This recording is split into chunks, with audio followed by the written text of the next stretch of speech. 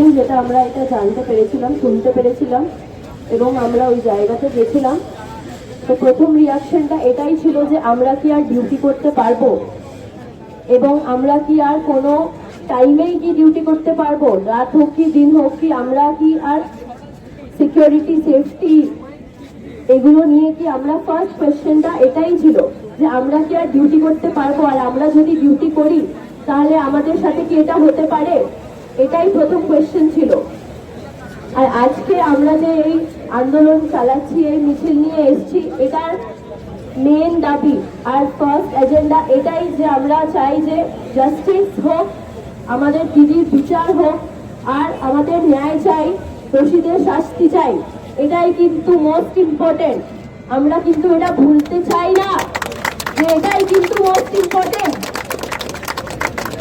যে দোষী, he should be punished, he should be punished very severely so that this is never repeated in this whole country. We are here not only for her but for each one of us, so that this should not be repeated ever. আমার দিদির বিচার চাই, বিচার চাই, বিচার চাই, আমার দিদির বিচার চাই, বিচার চাই। অভয়া কেন আমাদের মাঝে আছে? আমরা তাহলে সমাজ হিসেবে কতটা এগিয়েছি? আমরা তো তথাকথিত শিক্ষিত সমাজ, কিন্তু 12 বছর বাদে একই ঘটনার পুনরাবৃত্তি কি করে হতে পারে? এবং তার সাথে যে মেয়েটা অন ডিউটি, কোনো রাস্তায় ঘুরছিল না, কোনো পাবে ছিল না, কোনো রেস্টুরেন্টে ছিল না, সে তো তার ডিউটি করছিল, তাহলে তো সিকিউরিটি কোথায়? সেই জন্য হ্যাঁ, আমরা ডাক্তারি করতে এসেছি। আমাদের এই আন্দোলন, স্লোগান এগুলোতে আমরা খুব একটা কমফোর্টেবল কিন্তু নই। আমরা চিকিৎসা করতে যাই কারণ এটা আমাদের পেশা এবং এটা আমাদের প্যাশন। কিন্তু আমরা যেহেতু ডাক্তার, তাই আমরা তথাকথিত শিক্ষিত, এবং শিক্ষা শুধুমাত্র প্রফেশনে সীমাবদ্ধ বলে আমরা মনে করি না। শিক্ষা আমাদের শেখায় মানবিক হতে এবং দায়বদ্ধ হতে। তাই সেই সকল শিক্ষিত হওয়ার কারণে আজ আমরা স্টেথোস্কোপ আর পেন ছেড়ে, ব্লেড স্ক্যালপেল ছেড়ে এখানে রাস্তায় নামতে বাধ্য হয়েছি, যাতে আমাদের মানবিকতা রক্ষা হয়, যাতে আমাদের মানব সমাজ সুরক্ষিত থাকে।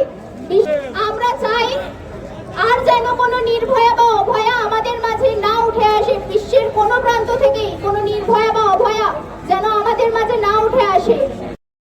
সমস্ত ডাক্তারি পড়ুয়া, চিকিৎসক, প্যারামেডিক্যাল স্টাফ, নার্সিং পড়ুয়া, সিস্টার খুচরা এবং সমস্ত সমাজের স্তরের মানুষ এই আন্দোলনে যোগ দিয়েছেন, এই মিছিলে যোগ করেছেন।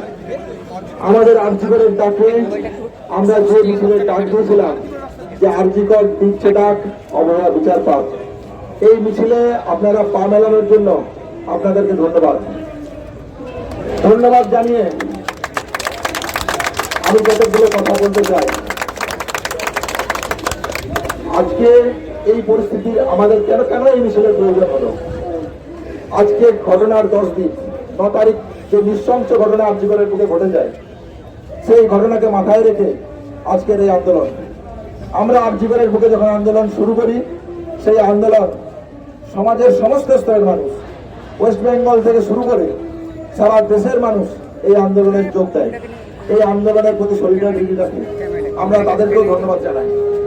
আমরা এই ধন্যবাদের পাশাপাশি যেটা বলতে চেয়েছি, আমাদের যেটা মূলত ডিমান্ড ছিল, দাবি ছিল, এখনো সেই দাবিতে এই মিছিলের সম্মিলিত দাবি হয়ে যে দাবি উঠে আসছে, সেই দাবি হচ্ছে অবিলম্বে দোষীদের শনাক্ত করতে হবে, অ্যারেস্ট করতে হবে এবং বিচার প্রক্রিয়ার মধ্যে তাদেরকে আওতায় আনতে হবে, শাস্তির প্রক্রিয়া শুরু করতে হবে।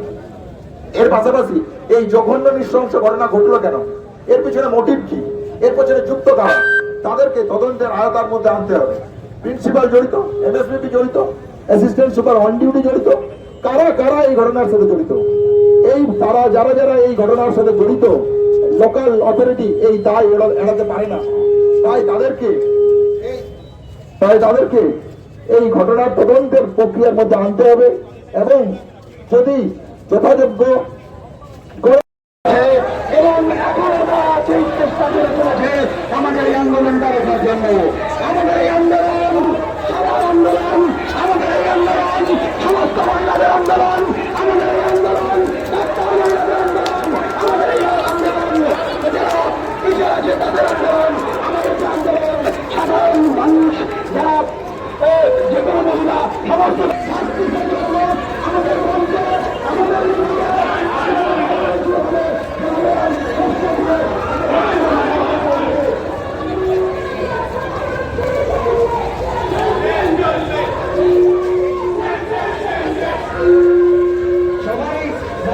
ছেলে আমাদের সাথে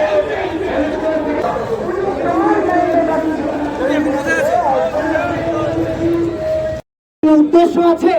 1 নম্বর, আমাদের আন্দোলনকারীদের যাতে ভয় পাওয়ানো যায়, কিন্তু আমরা স্পষ্ট বলতে চাই আমরা ভয় পাবো না। এভাবে ভয়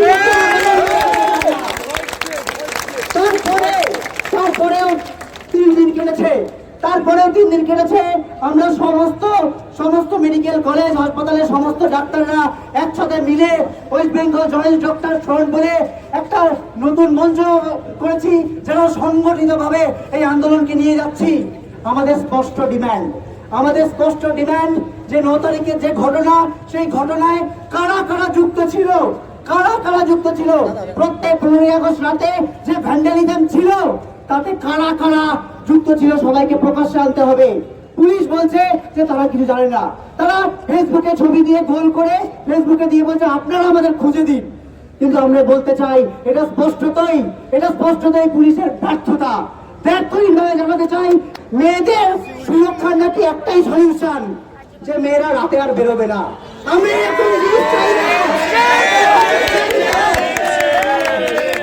এমন একটা ব্যবস্থা চাই যেখানে দিনে রাতে ডিউটিতে রাস্তায় সর্বক্ষেত্রে সব জায়গায় মেয়েরা সুরক্ষিত থাকবে, সব জায়গায়।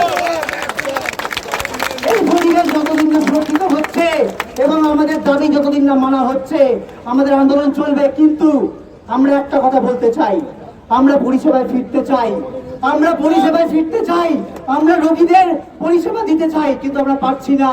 আমরা ভীত, আমরা সন্ত্রস্ত, আমাদের কাজের জায়গায় আমাদের উপর এরকম আক্রমণ হয়েছে। আমরা কিভাবে ফিরবো? সাধারণ জনগণকে আমরা আবেদন রাখবো, প্লিজ আমাদের এই আন্দোলনের সমর্থন জানান। এটা শুধু আমাদের দাবি নয়, এটা শুধু আমাদের আন্দোলন নয়। আজকে একটা হাসপাতালে একজন ডাক্তারের সাথে যদি ঘটতে পারে, সেই হাসপাতালে তো রোগীরাও আছেন, সেই হাসপাতালে রোগীর বাড়ির লোক থাকেন, তারা কিভাবে সুরক্ষিত?